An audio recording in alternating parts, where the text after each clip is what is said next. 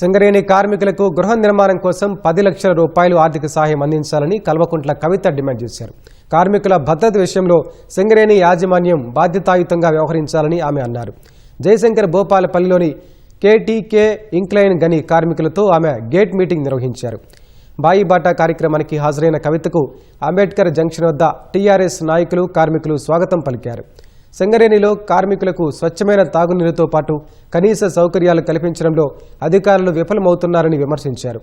కవితను గనిలోకి వెళ్లకుండా పోలీసులు అడ్డుకోవడంతో స్వల్ప తోపులాట చోటు చేసుకుంది.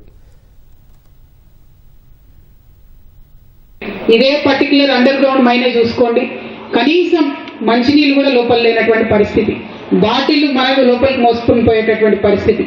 అది ఓన్లీ ఇక్కడ కాదు, సింగరేణి వ్యాప్తంగా కూడా ఒకటే కండిషన్ ఉన్నది. మంచి గాలి లోపలికి ఇవ్వలేకపోతున్నారు, మంచి నీళ్లు లోపలికి ఇవ్వలేకపోతున్నారు. ఈ రెండైతే మనిషికి ప్రాథమికమైనటువంటివి, ఇది కూడా ఇవ్వలేకుండా మేనేజ్మెంట్ చాలా ఇబ్బంది పెడుతున్న పరిస్థితి.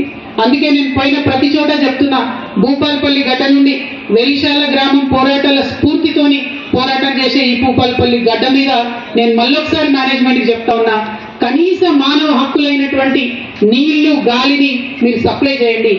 దాంట్లో కక్కుర్తి పడకండి, దాంట్లో లంచం తీసుకోకండి, దాంట్లో అవినీతికి స్కోప్ ఇవ్వకండి.